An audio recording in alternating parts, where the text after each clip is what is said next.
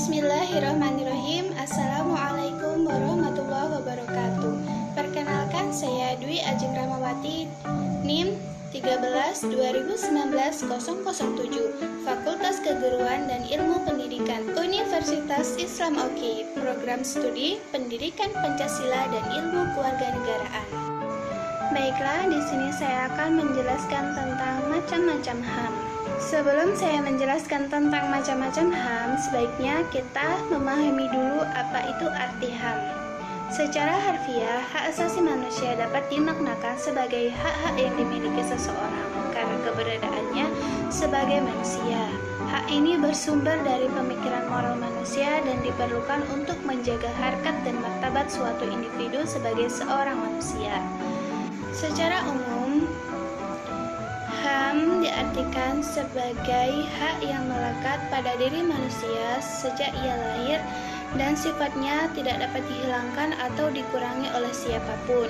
Karena HAM tidak dapat diwariskan, dijualbelikan, atau diberikan kepada orang lain.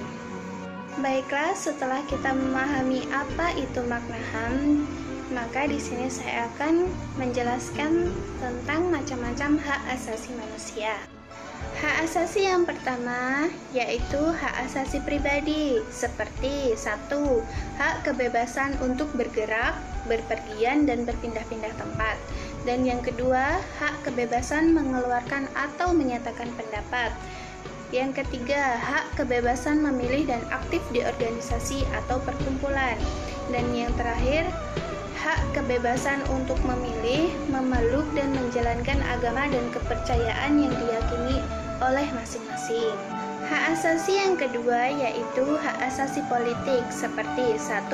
Hak untuk memilih dan dipilih dalam suatu pemilihan. Dan yang kedua, hak ikut serta dalam kegiatan pemerintahan. Ketiga, hak membuat dan mendirikan parpol atau partai politik dan organisasi politik lainnya. Dan yang terakhir, hak untuk membuat dan mengajukan suatu usulan petisi. Hak asasi yang ketiga yaitu hak asasi hukum, seperti 1. Hak mendapat perlakuan yang sama dalam hukum dan pemerintahan. Yang kedua, hak untuk menjadi pegawai negeri sipil atau PNS. Ketiga, hak mendapatkan layanan dan perlindungan hukum. Hak asasi yang keempat yakni hak asasi ekonomi, seperti 1. Hak kebebasan melakukan kegiatan jual beli.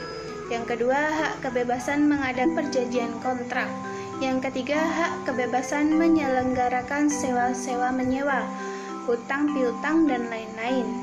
Yang keempat, hak kebebasan untuk memiliki sesuatu. Dan yang kelima, hak memiliki dan mendapatkan pekerjaan yang layak. Hak asasi yang kelima yaitu hak asasi peradilan, seperti 1. Hak mendapat pembelaan hukum di pengadilan. Yang kedua, hak persamaan atas perlakuan penggeledahan, penangkapan, penahanan, dan penyelidikan di mata hukum. Hak asasi yang keenam yakni hak asasi sosial budaya, seperti 1. Hak menentukan, memilih, dan mendapatkan pendidikan. Yang kedua, hak mendapatkan pengajaran. Yang ketiga, hak untuk mengembangkan budaya yang sesuai dengan bakat dan minat. Menurut Deklarasi Universal HAM atau DUHAM, terdapat 5 jenis hak asasi yang dimiliki setiap individu. Yang pertama yakni hak personal atau hak jaminan kebutuhan pribadi. Yang kedua, hak legal atau hak jaminan perlindungan hukum. Yang ketiga, hak sipil dan politik. Yang keempat, hak subsistensi atau hak jaminan adanya sumber daya untuk menunjang kehidupan. Yang kelima, hak ekonomi, sosial, dan budaya. Mungkin hanya ini yang dapat saya sampaikan. Kepada Allah saya